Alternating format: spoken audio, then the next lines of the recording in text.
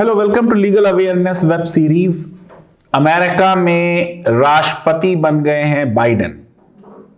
Trump का दौर खत्म हो गया।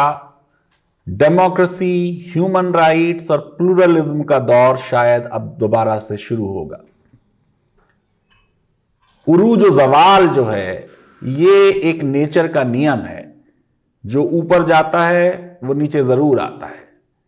ये सिविलाइजेशनल हिस्ट्री का लेसन है कि सिविलाइजेशंस बनते हैं, खत्म होते हैं, सरकारें बनती हैं, खत्म होते हैं, इंडिविजुअल्स बहुत ऊपर जाते हैं और फिर खत्म होते हैं। आज जो मैं बात करने जा रहा हूं वो जो किसानों का आंदोलन दिल्ली में 50 से ज्यादा दिनों से चल रहा है। तकरीबन 11 दौर की बातचीत सरकार से हो चुकी है और बहुत अच्छी बात है कि सरकार ने किसानों से बातचीत की।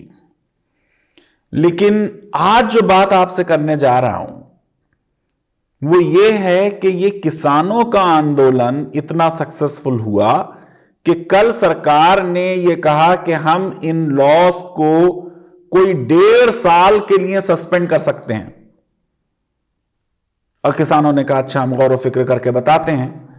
और शाहीन बाग की जो प्रोटेस्ट सिटीजनशिप अमेंडमेंट एक्ट के खिलाफ हुई थी उसको वो कामयाबी नहीं मिली। सरकार ने तो एक बार भी बात नहीं की। तो ये दोनों आंदोलन का कंपैरिजन, क्यों किसानों का आंदोलन इतना सक्सेसफुल हुआ और शाहीन बाग के आंदोलन को वो सफलता नहीं मिली, जबकि दादी बिल्कीस को बहुत बड़ा इंटरनेशनल अवार्ड मिला है। लेकिन अभी 3-4 दिन पहले जब फीमेल किसान दिवस था और हमारी किसान बहनें जो थीं वो उस दिन के सारे कार्यक्रम कर रही थीं, तो उसमें से कई ने यह कहा कि उनका इंस्पिरेशन शाहीन बाग की प्रोटेस्ट थी। शाहीन बाग प्रोटेस्ट को सक्सेस ना मिली हो, लेकिन क्योंकि मैं एक संविधान का विद्यार्थी हूं, मैं समझता हूं देश के किसी आंदोलन ने देश के संविधान को इतना पॉपुलर नहीं किया, इतना लोगों से नहीं जोड़ा, जो काम हम 70 साल में अपने रिपब्लिक में न कर पाए कि लोग संविधान को एडॉप्ट कर लेते। जबकि प्रीएम्बल में लिखा है, जब यह संविधान एडॉप्ट हुआ था 26 नवंबर 1949 को, कि we hereby enact, adopt and give to ourselves. वो एडॉप्शन जो संविधान में लिखा है वो फॉर्मल एडॉप्शन था संविधान सभा का। लेकिन शाहीन बाग में जिस तरीके से लोगों ने प्रीएम्बल को पढ़ना शुरू किया, मैं ये समझता हूं कि ये अपने आप में एक बहुत बड़ा अचीवमेंट था। एक और बड़ा अचीवमेंट जो शाहीन बाग का कहा जा सकता है कि जो मुसलमान औरतों के बारे में यह है कि इनके ऊपर बड़ा जुल्म हो रहा है, जो इनके बारे में यह है कि ये बिना पढ़ी लिखी हैं या ये बिल्कुल दबी कुचली हुई हैं, उन्होंने डेमॉन्स्ट्रेट किया कि वो एडुकेटेड भी हैं, अवेयर भी हैं, लिबरल भी हैं और राइट्स और संविधान की समझ है।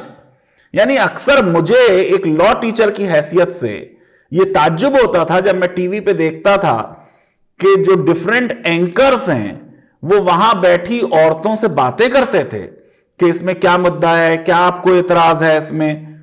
और जिस तरीके के वो जवाबात थे, मैं आपको बता रहा हूं कि बहुत लोग जिनके पास लॉ की डिग्री है उनको सिटीजनशिप और सीएए पे वो क्लैरिटी नहीं थी जितनी एक आम प्रोटेस्टर को थी।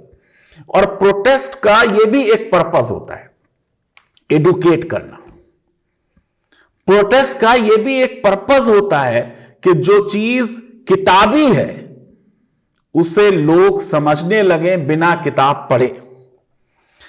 अब शाहीन बाग और फार्मर्स प्रोटेस्ट में एक बहुत बड़ा जो अंतर है वो ये है कि शाहीन बाग प्रोटेस्ट एक अर्बन प्रोटेस्ट थी, एक एडुकेटेड प्रोटेस्ट थी, एक लिबरल प्रोटेस्ट थी। जो किसानों की प्रोटेस्ट है ये एक रूलर प्रोटेस्ट है। शाहीन बाग की प्रोटेस्ट में गो के देश के लिबरल्स और सेकुलर और इनलाइटेंड लोग जुड़े उससे, लेकिन एक अंदाजा यह है कि शायद लार्जली सिर्फ मुसलमान उस प्रोटेस्ट में थे। ये सारे बैरियर रिलीजन के और कास्ट के किसानों की प्रोटेस्ट ने तोड़े। और ये एक लेसन है शाहीन बाग के प्रोटेस्टर्स के लिए कि अगर प्रोटेस्ट किसी मुद्दे पे होनी है तो वो कभी भी ऐसी नहीं लगनी चाहिए कि ये किसी एक वर्ग का, किसी एक क्लास का, किसी एक कम्युनिटी का मुद्दा है। देश में डेमोक्रेसी हो, ह्यूमन राइट्स हो, संविधान लागू हो, यह मुद्दा कभी किसी एक कम्युनिटी का नहीं हो सकता। सुप्रीम कोर्ट में भी मैटर गया, शाहीन बाग का भी गया, किसानों वाला भी गया। दोनों मुद्दों पे सुप्रीम कोर्ट ने कैसे रिएक्ट किया, इसके बारे में आज आपसे बात करनी है। अब आप देख लीजिए, सबसे पहली चीज कि जो मेन शाहीन बाग का मामला था, उस मामले में जो खास चीज थी, आप कह सकते हैं यह अच्छी बात थी, दूसरा कह सकता है यह अच्छी बात नहीं थी। शाहीन बाग प्रोटेस्ट एक लीडरलेस प्रोटेस्ट थी। अवाम उसको चला रही थी। उनमें से बहुत से लोगों ने अब बीजेपी ज्वाइन कर ली है, कोई बात नहीं है। देश में तमाम पार्टी हैं, हर एक का हक है कि वो किसी भी पार्टी को ज्वाइन करे। फार्मर्स की जो प्रोटेस्ट है, ये लीडरलेस नहीं है। इसमें किसानों के बहुत से संगठन, उनकी यूनियंस जो सालों से काम कर रही थी उन किसानों के बीच, वो लीड कर रही है। किसानों की प्रोटेस्ट को एक बहुत बड़ा इंपेटस जो मिला, उसकी वजह यह थी कि एक पूरा राज पीछे आके खड़ा हो गया पंजाब का, और बहुत बड़ा हिस्सा हरियाणा का आके पीछे खड़ा हो गया। अकाली दल, जिसका बड़ा इन्फ्लुएंस है पंजाब में, उसने एनडीए को छोड़ा। उसके लीडर्स ने फार्म लॉज पे एक पोजीशन ली। उस पोजीशन लेने की वजह से जो ये एक मेजर पॉलिटिकल बैकिंग मिली, किसानों का आंदोलन जो था वो बेटर रिजल्ट्स, सरकार के रिएक्शन को अगर पैमाना मान लें, दिखाएं। किसानों ने यह भी डिमॉन्स्ट्रेट किया, क्योंकि उनका जीवन कठिनाइयों से, मुश्किलों से, मुसीबतों से भरा हुआ है, कि उनके ऊपर किसी ठंड का, किसी चीज का असर नहीं होने वाला। तो जो उनकी रेजिलियंस है, जो उनका रिजॉल्व है, जो उनका किसी एक कम्युनिटी से आइडेंटिफाइड ना होना है, वो उनकी सक्सेस का बहुत बड़ा राज बन गए।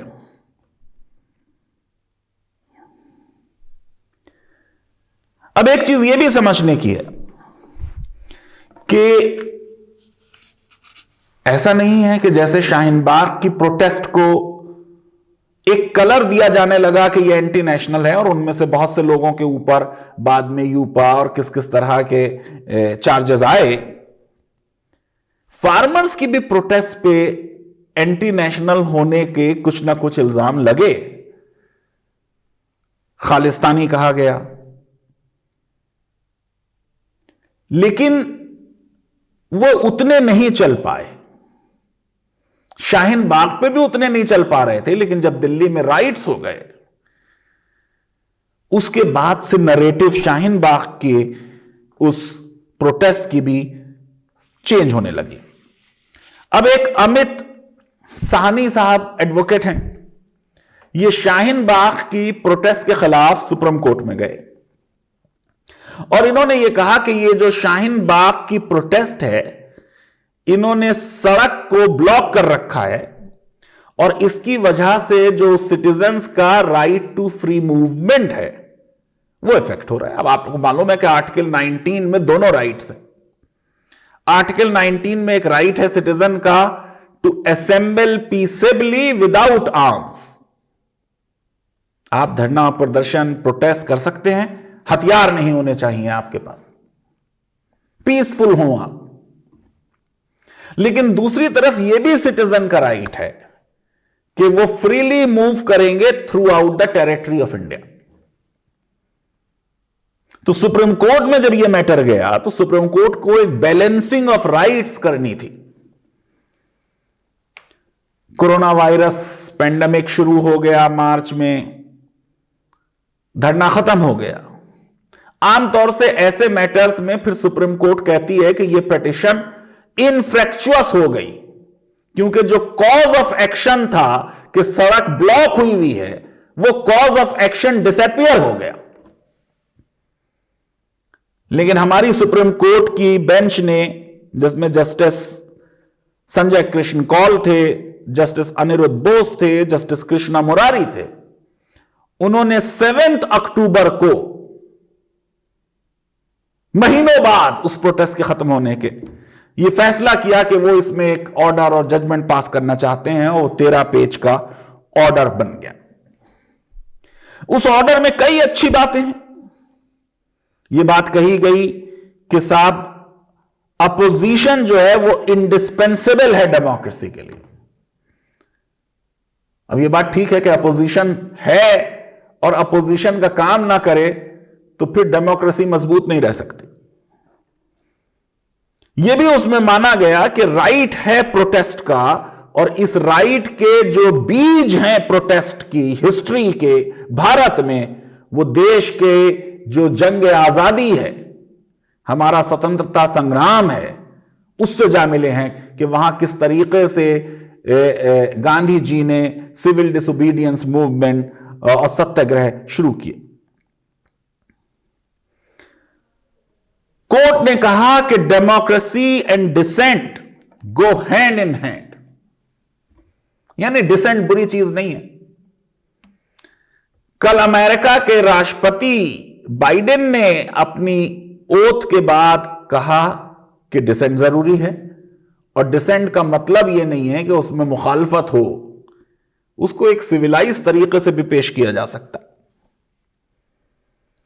सुप्रीम कोर्ट ने शाहीन बाग के केस में भी यह माना कि right to peaceful protest against legislation exist. Court ने यह राइट डिनाई नहीं किया। कोशिश भी की कोर्ट ने, कुछ इंटरलोक्यूटर्स अपॉइंट किए, कुछ मीडिएटर्स भेजे। उसमें शाहीन बाग के जो प्रोटेस्टर्स थी उनकी गलती थी कि उस मसले को इन मीडिएटर्स के थ्रू हल कर लेना चाहिए था। लेकिन कोई भी प्रोटेस्ट होती है तो फिर हाथ से निकल जाती है, फिर कई ग्रुप्स बन जाते हैं। और फिर सुप्रीम कोर्ट ने शाहीन बाग के ही इस जजमेंट में 7 अक्टूबर के कहा कि ये जो राइट है पीसफुल प्रोटेस्ट का एक कानून के खिलाफ, इस राइट को स्टेट को, सरकार को रिस्पेक्ट करना चाहिए। लेकिन कई चीजें उसमें आ गई हैं ऐसी जो प्रॉब्लमेटिक है, उनके बारे में जरा बात होगी। लेकिन एक और अच्छी बात कही उस जजमेंट में कि सोशल मीडिया के बारे में कहा कि कई बार सोशल मीडिया का रोल खराब हो जाता है और समाज को पोलराइज कर देता है, एनवायरमेंट को। पिछले चंद सालों में जो हमारे मीडिया के हालात रहे हैं, मीडिया ने सबसे ज्यादा देश को में हेट फैलाई है, प्यार को कम किया है, लोगों में दूरियां पैदा की। आइए अब जो प्रॉब्लमेटिक पोर्शन इस जजमेंट के हैं उनकी बात कर लें, फिर बात होगी जो लेटेस्ट किसानों के बारे में जजमेंट हो रहे हैं या ऑर्डर हो रहे हैं। एक तो प्रॉब्लमेटिक चीज जो इस जजमेंट में आई कि उसमें यह मानने के बाद कि राइट टू प्रोटेस्ट है, डिसेंट को एक्सप्रेस करने का राइट है, लेकिन यह राइट एक्सरसाइज होगा इन अ डेजिग्नेटेड प्लेस अलोन। ये तो फिर पूरे राइट को आपने रेस्ट्रिक्ट कर दिया। फिर तो सरकार हमेशा ऐसी जगह बताएगी जहां पे कभी भी पब्लिक को नहीं पता चलेगा कि कोई प्रोटेस्ट हो रहा है। जिस तरीके से जंतर मंतर के बारे में ऑर्डर्स आ गए कि वहां पे प्रोटेस्ट नहीं होगा, तो कोई ऑब्सक्योर जगह, कोई रिमोट जगह दी जाएगी। ये भी जो किसानों की भी आंदोलन चल रहा है, वो रामलीला मैदान चाहते थे जाने के लिए, लेकिन उनको बीच में रोक दिया गया। यह मैं समझता हूं एक प्रॉब्लमेटिक मुद्दा है। फिर कहा गया कि mode and manner of dissent against colonial rule cannot be equated with dissent in a self-ruled democracy। यह बहुत मैं समझता हूं कंट्रोवर्शियल फाइंडिंग जजमेंट से आ गई। जितना खतरा एक कॉलोनियल गवर्नमेंट से होता है, उतना ही एक डेमोक्रेटिक गवर्नमेंट से भी होता है। क्या हमने इस देश में नहीं देखा कि इंदिरा जी एक बहुत मैसिव मेजॉरिटी से बांग्लादेश को बनवा के 1971 में चुनाव जीती थी। अटल बिहारी वाजपेयी ने भी उनको दुर्गा कह दिया था, लेकिन 75 आते आते उन्होंने देश में इमरजेंसी लगा दी। तो यह कहना कि डेमोक्रेटिक सेल्फ रूल में डिसेंट की कुछ इंपॉर्टेंस कम हो जाए और वो कॉलोनियल सिस्टम से इक्वेट नहीं किया जा सकता। हो सकता है कभी कभी डेमोक्रेसी कॉलोनियल रूल से ज्यादा खराब हो जाती है। तभी तो जेपी का मूवमेंट हुआ, जयप्रकाश नारायण का, जनता पार्टी बनी, अपोजिशन के लीडर्स को इमरजेंसी में अरेस्ट करके जेलों में भर दिया गया था, मीजा का मिसयूज हुआ था, जनता गवर्नमेंट ने आके फिर मीजा को हटा दिया। ये एक कानून था, उस कानून के खिलाफ ये सब इकट्ठे हुए थे। डेमोक्रेसी तो जर्मनी में भी थी, तब भी नाजिज्म आ गया। डेमोक्रेसी तो अमेरिका में भी थी इन 4 सालों में, लेकिन देखिए आपने अमेरिकन प्रेसिडेंसी कि राष्ट्रपति खुद वर्चुअली लीड करने वाले थे, और जिस तरीके की प्रोवोकेटिव स्पीचेस उन्होंने दी, एक तरह से इंसाइट किया लोगों को कि वो जाके वो अटैक कर दे, और वो अटैक हुआ 6 जनवरी को। टर्की में भी तो डेमोक्रेसी है, लेकिन वो डेमोक्रेसी असलियत में सही डेमोक्रेसी नहीं है। फिर यह बात हुई, कोर्ट ने कहा कि साहब पब्लिक वेज का जो ऑक्यूपेशन है और उस साइट पे जहां पे प्रोटेस्ट हो रही है, वो एक्सेप्टेबल है नहीं एक्सेप्टेबल है, ये एडमिनिस्ट्रेशन डिसाइड करे, और ये एडमिनिस्ट्रेशन को एक्शन लेना उनकी काम है कि वो इंक्रोचमेंट और ऑब्स्ट्रक्शन से हटाएं।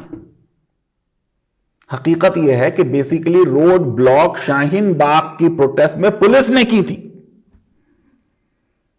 यकीनन कुछ पब्लिक को भी इनकन्वीनियंस हुई होगी, लेकिन अगर सरकार जिस तरह से किसानों से बात कर रही है उनसे भी बात की गई होती तो बहुत आसानी से वो प्रोटेस्ट खत्म हो सकती थी।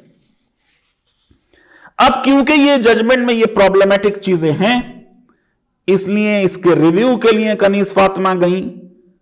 उन्होंने कहा कि कई इरोनियस फाइंडिंग्स आ गई हैं इसमें।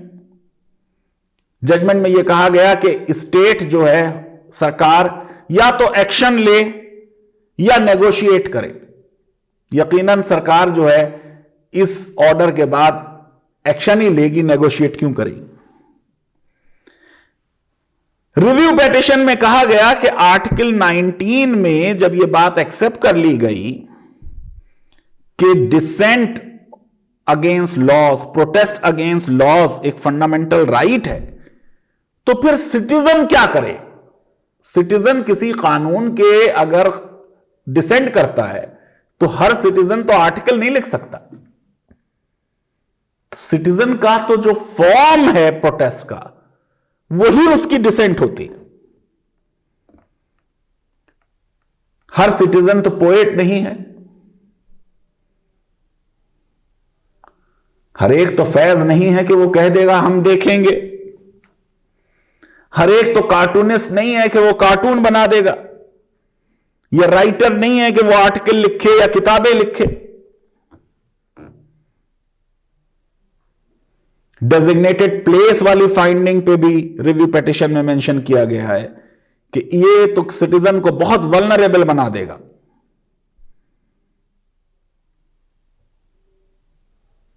अब जो किसानों वाला आंदोलन चल रहा है उसमें आपने देखा कि शुरू से ही रुख जो है सरकार का डिफरेंट है।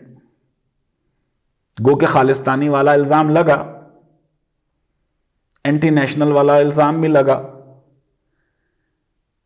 लेकिन पहले तो अदालत ने कह दिया हम इंटरफेयर नहीं करेंगे,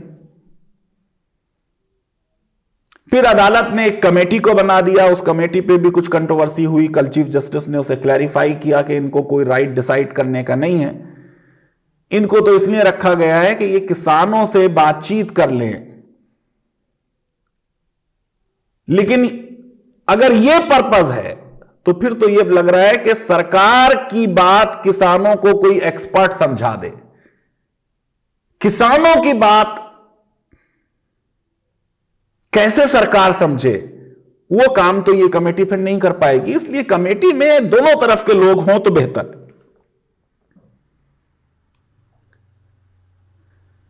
और जो एक बहुत बड़ी पिटीशन खुद सरकार ने फाइल की थी कि 26 जनवरी को किसान एक ट्रैक्टर रैली या परेड करने वाले हैं, जिसकी कुछ झलक उन्होंने दिखाई थी पिछले हफ्ते, सुप्रीम कोर्ट ने साफ इनकार किया कि हम इसमें कोई डायरेक्टिव नहीं देंगे, बल्कि सरकार से कहा कि आप इसे विड्रॉ कर ले, और सरकार ने उसे विड्रॉ कर लिया। किसान संगठन कहते रहे हैं कि हम रिपब्लिक डे को डिस्टर्ब नहीं करेंगे, यह तो एक राष्ट्रीय पर्व है, जो हमारी ट्रैक्टर रैली होगी वो कोई 50 किलोमीटर दूर आउटर रिंग रोड वगैरह पे होगी, उसका राजपथ से ताल्लुक नहीं होगा। लेकिन आप देखें कि कोर्ट ने कई पॉजिटिव ऑब्जर्वेशंस किसानों के मामले में की। उन्होंने कहा कि उनके प्रोटेस्ट के अगेंस्ट हम कोई ऑर्डर नहीं देंगे, यानी वो बात जो रोड ब्लॉकेट की हो रही थी, जो एक डेजिग्नेटेड प्लेस पे प्रोटेस्ट की हो रही थी, वो उस अंदाज में नहीं आई किसानों के मामले में, बल्कि सरकार की पिटीशन को विड्रॉ कराया गया। अच्छी बात है ये।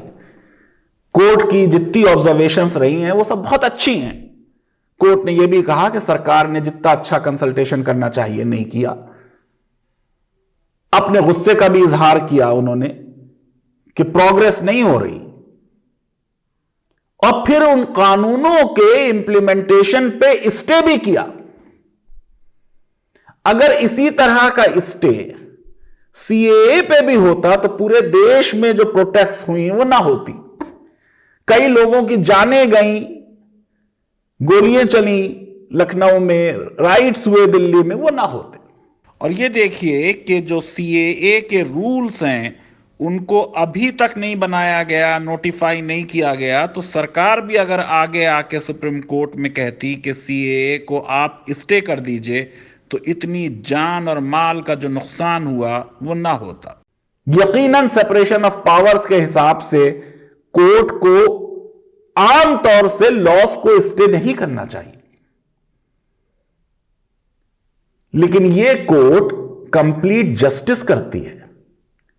अगर कोर्ट को कहीं पे लगता है कि on the face of it ये लॉ जो है ये डिस्क्रिमिनेटरी है on the basis of religion, या ये लॉ वॉयलेट करता है scheme of distribution of powers, तो कोर्ट को पावर भी है इंप्लीमेंटेशन को स्टे कर देने की। मैं समझता हूं कि किसानों के आंदोलन को खत्म करने में सबसे आसान काम यह है कि इसको रिपील किया जाए, और बहुत सी सरकारें, राज्य सरकारें जो इस कानून को अच्छा समझती है, वो यही कानून अपनी असेंबली से पास कर देंगी, और उन रियासतों में, उन स्टेट्स में वो लॉ लागू हो जाएगा। इससे कुछ दिनों बाद एक कंपैरेटिव असेसमेंट भी किया जा सकता है कि कुछ स्टेट्स, समझ लीजिए जैसे बीजेपी रूल्ड स्टेट्स में लागू हो जाए और स्टेट्स में लागू ना हो, तो जो एक 1.5 साल सरकार कह रही है, उस एक 1.5 साल में यह देखा जा सकता है कि यह लागू होने से फायदा हुआ या ना लागू होने से नुकसान हुआ। लीगल अवेयरनेस वेब सीरीज अगर आपको पसंद आती है तो मेरी रिक्वेस्ट है कि हमारे इस वीडियो को वाइडली शेयर करें, हमारे चैनल को सब्सक्राइब करें, और वीडियो अगर आपको पसंद आया तो मेरी बहुत आपसे यह रिक्वेस्ट है कि प्लीज आप लाइक को भी क्लिक करें। बहुत बहुत शुक्रिया, धन्यवाद, थैंक यू वेरी मच।